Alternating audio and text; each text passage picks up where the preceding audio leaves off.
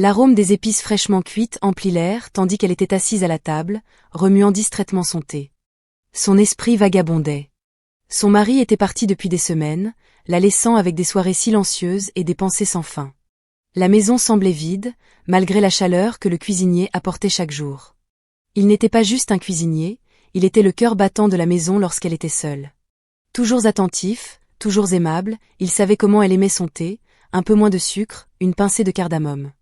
Il se souvenait de ses plats préférés et s'assurait qu'ils soient préparés les jours où elle semblait plus retirée.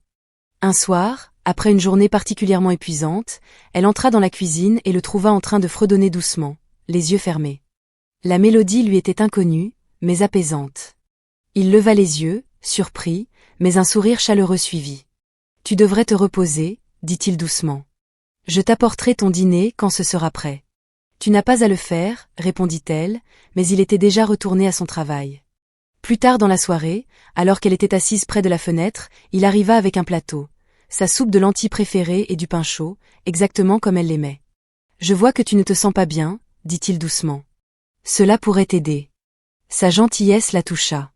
Aucun mot n'était nécessaire, juste sa présence silencieuse, son attention portée aux moindres détails.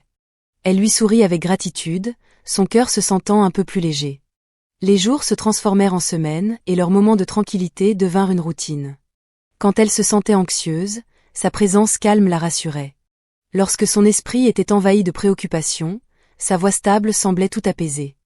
Un soir, en débarrassant la table, elle trouva un petit mot glissé sous son assiette. « J'espère que ta journée a été un peu plus lumineuse. » Son cœur s'ébranla soudainement. Un après-midi, alors qu'elle parlait au téléphone avec son amie, sans savoir que le cuisinier était à portée de voix, sa voix faiblit. « Je me sens juste seule, avoua-t-elle. Il n'est plus là, et je ne sais pas combien de temps je pourrai continuer à faire semblant que tout va bien. » Le cuisinier s'arrêta dans le hall, son plateau soudainement plus lourd. Son cœur se serra, non pas par espoir, mais parce qu'il aurait voulu alléger sa tristesse plus que quiconque. Ce soir-là, il prépara son dessert préféré, un pudding de riz doux saupoudré de cannelle. Lorsqu'il posa le bol devant elle, elle leva les yeux, son regard plus doux qu'auparavant. « Tu sais toujours ce dont j'ai besoin, » murmura-t-elle. « Je veux juste que tu sois bien, » dit-il, sa voix à peine plus qu'un souffle. Pour la première fois, leurs yeux se fixèrent un moment de trop. L'air sembla plus lourd, des mots non prononcés reposant entre eux.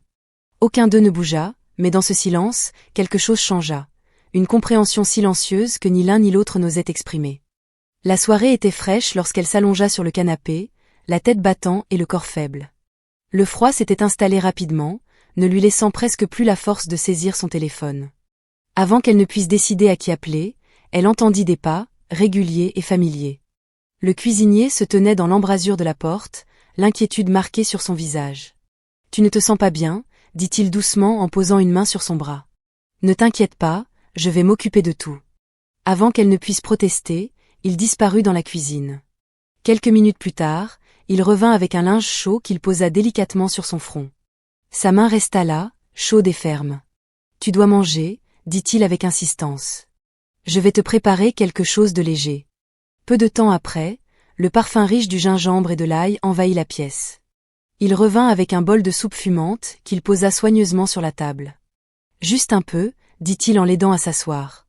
Elle réussit à en boire quelques gorgées, et la chaleur se répandit dans sa poitrine. « Tu n'avais vraiment pas à faire ça, » murmura-t-elle. « Je voulais le faire, » répondit-il, sa voix basse mais sûre.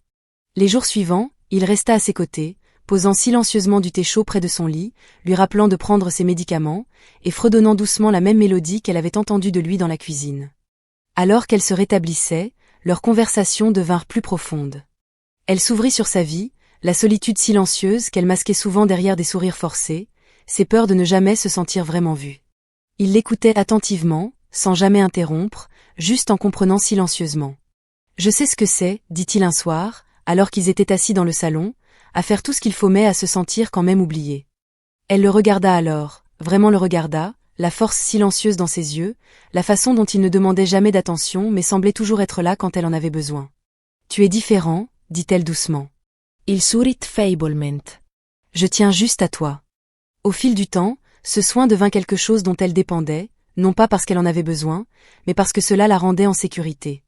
Il anticipait ses humeurs, savait quand elle avait besoin d'espace et quand elle avait simplement besoin de compagnie silencieuse. Certaines soirées, il s'asseyait simplement en silence, mais ces moments étaient plus pleins que toutes les conversations qu'elle avait eues en moi.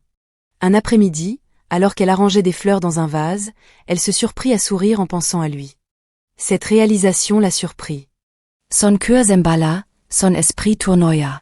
Plus tard dans la soirée, lorsqu'il déposa son dîner sur la table, elle saisit sa main avant qu'il ne se tourne pour partir. « Tu es trop gentil avec moi, dit-elle, la voix à peine plus qu'un murmure. « Tu le mérites, répondit-il doucement, ses doigts restant un instant sous les siens.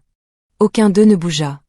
Leurs yeux se fixèrent, une affection silencieuse, peut-être quelque chose de plus.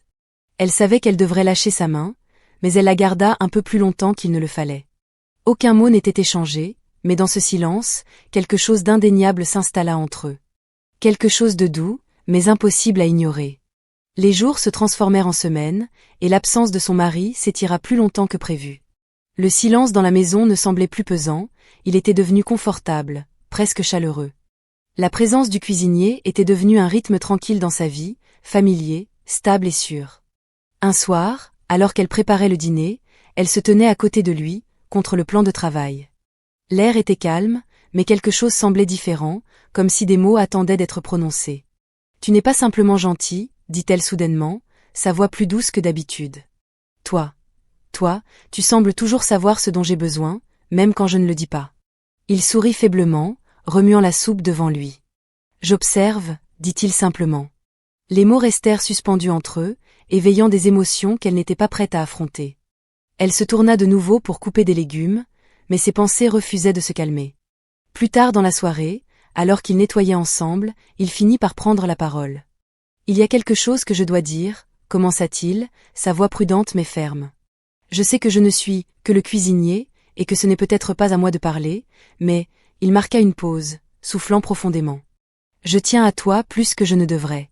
Elle se figea, son souffle se bloquant dans sa gorge. Je sais que tu es marié, ajouta-t-il rapidement, je ne ferai jamais rien pour te blesser ni manquer de respect à cela, mais je ne peux plus faire semblant. Ses yeux s'adoucirent. Je veux juste que tu saches, si jamais tu as besoin de quelqu'un qui te voit vraiment, je suis là. Son cœur battait douloureusement dans sa poitrine. Elle voulait dire quelque chose, n'importe quoi, mais les mots se mélangeaient à l'intérieur d'elle. Je ne sais pas quoi dire, murmura-t-elle. Tu n'as rien à dire, répondit-il. Je voulais juste que tu saches. Un instant, aucun des deux ne bougea. L'air sembla plus lourd qu'auparavant, mais étrangement paisible. Je tiens à toi aussi, avoua-t-elle doucement. Je sais, dit-il, sa voix remplie de compréhension silencieuse. Elle se détourna, les larmes aux yeux, son esprit tourbillonnant de confusion, de culpabilité, de désir et d'une douleur accablante qu'elle ne pouvait expliquer. Cette nuit-là, alors qu'elle restait éveillée dans son lit, ses pensées revenaient sans cesse vers lui. Sa patience, sa gentillesse, la façon dont il semblait toujours la comprendre sans qu'elle n'ait besoin de dire un mot. Le lendemain matin, il la salua comme d'habitude, calme et stable, comme si rien n'avait changé. Mais tout avait changé. La chaleur entre eux était désormais indéniable, même dans les gestes les plus simples, comme la façon dont ses doigts effleuraient les siens lorsqu'il lui tendait une tasse de thé, ou la manière dont son regard s'attardait un instant de trop. Pourtant, il n'avait jamais franchi la ligne. Il n'y avait pas de promesses murmurées, ni de moments volés, juste deux cœurs qui se cherchaient en silence, trouvant du réconfort dans la présence de l'autre, un réconfort qu'elle avait peur de n'avoir jamais ressenti auparavant. Le retour de son mari arriva plus tôt que prévu. Elle se tenait à la porte, forçant un sourire lorsqu'il entra, ses valises à la main, et sa voix décontractée, comme si rien n'avait changé. Mais tout semblait différent. L'air semblait plus lourd, et son cœur, autrefois anxieux à l'idée de son retour, se sentait désormais incertain. Ce soir-là, elle se retrouva à se réfugier dans la cuisine, ayant besoin d'espace pour respirer. Le cuisinier était là, silencieusement en train de nettoyer le comptoir. Il leva les yeux lorsqu'elle entra, et pendant un instant, ils restèrent là, sans un mot, juste un sentiment de tristesse dans leurs yeux. Ils se comprenaient sans avoir besoin de parler. « Je suppose que c'est un au revoir », dit-il doucement, sa voix stable mais tendue. Elle avala difficilement. « Tu n'as pas à partir, dit-elle. »« Si, » répondit-il, un léger sourire effleurant ses lèvres. « C'est mieux ainsi. » Sa poitrine se serra. Elle savait qu'il avait raison, mais l'idée de le voir partir lui semblait insupportable. « Je suis heureux de t'avoir rencontré, » dit-il doucement. « Je voulais juste que tu le saches. » Je ne sais pas ce que j'aurais fait sans toi, murmura-t-elle, la voix brisée. Tu iras bien, dit-il avec certitude. Tu es plus forte que tu ne le crois. Le silence entre eux semblait plus bruyant que des mots. Sa main effleura la sienne une dernière fois, un contact qui dura un peu plus longtemps qu'il ne l'aurait dû, avant qu'il ne se tourne et ne s'éloigne. Cette nuit-là, son mari s'assit à côté d'elle, faisant défiler son téléphone, ignorant ses pensées. Elle essaya de se concentrer sur lui, l'homme qu'elle avait autrefois attendu avec impatience, mais son esprit s'évadait. Des souvenirs de dîners silencieux, de regards échangés et de la connexion non dite qu'elle avait trouvée avec le cuisinier remplissaient ses pensées. Les jours passèrent, mais son absence persistait, comme une ombre. Elle lui manquait, la chaleur qu'il apportait, la façon silencieuse dont il la comprenait, cette force douce qui lui avait donné l'impression d'être en sécurité. La maison semblait plus froide maintenant, même avec son mari à la maison. Un après-midi, elle trouva un morceau de papier replié sous sa tasse préférée. C'était son écriture. J'espère que ta journée est un peu plus lumineuse. Ses doigts tremblaient en tenant le mot près d'elle. Pendant un long moment, elle resta là, son cœur se serrant silencieusement pour quelque chose qui n'avait jamais été dit à haute voix. Ce soir-là, alors qu'elle était assise avec son mari, elle réalisa quelque chose. L'amour n'était pas toujours bruyant ou évident. Parfois, il se trouvait dans les moments silencieux, dans les soins non dits, dans les espaces où deux cœurs se comprenaient silencieusement l'un l'autre. Elle emportait ces moments avec elle, non pas avec regret, mais avec gratitude. Il lui avait offert quelque chose de précieux. La sensation d'être véritablement vue, ne serait-ce que pendant un petit moment. Les semaines se transformèrent en mois, mais ses pensées revenaient souvent vers lui, cette présence silencieuse qui avait un jour rempli sa maison de chaleur. La vie avec son mari retrouva sa routine habituelle, des conversations superficielles, des repas partagés qui manquaient du confort qu'elle avait autrefois trouvé dans les moments les plus simples. Elle essaya de repousser ses sentiments, se rappelant ses responsabilités et les vœux qu'elle avait faits. Un soir, alors qu'elle se tenait seule dans la cuisine, elle se retrouva à fixer l'endroit où le cuisinier avait l'habitude de se tenir. Elle se souvenait de son sourire calme, de la façon dont il savait toujours ce dont elle avait besoin sans qu'elle n'ait à dire un mot. Ce fut à ce moment-là qu'elle réalisa que ce qu'elle avait ressenti n'était pas simplement de l'affection, mais du réconfort, à une époque où elle se sentait fragile, une connexion qui remplissait les espaces vides de son cœur. Mais le réconfort n'était pas la même chose que l'engagement. L'amour, comprit-elle, ne se résumait pas à la chaleur. Il s'agissait de choix, et malgré les défauts de son mari, il avait choisi, il lui avait fait confiance. Elle ne pouvait pas effacer ce qu'elle avait ressenti pour le cuisinier, mais elle pouvait choisir comment aller de l'avant, avec honnêteté, loyauté et force. Cette nuit-là, pour la première fois depuis des mois, elle s'assit avec son mari. Elle parla ouvertement de sa solitude, de ses doutes et de son besoin de se sentir vue. Il l'écouta en silence au début, puis prit sa main. « Je sais que j'ai été distant, avoua-t-il. Je ne voulais pas te faire sentir seule. » À ce moment-là, ils comprirent tous les deux que l'amour ne pouvait pas survivre sur des souvenirs seuls. Il avait besoin de présence, de patience et d'effort. Le cuisinier lui avait montré ce que c'était que d'être soigné, et ce faisant, lui avait rappelé ce dont elle avait vraiment besoin. Non pas quelqu'un pour combler le vide, mais quelqu'un prêt à se battre pour sa place dans son cœur.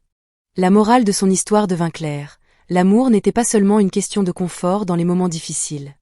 Il s'agissait d'affronter ces luttes ensemble, de choisir de réparer ce qui était brisé au lieu de chercher quelque chose de nouveau. Et, alors qu'elle était assise à côté de son mari ce soir-là, leurs mains entrelacées, elle ressentit de l'espoir.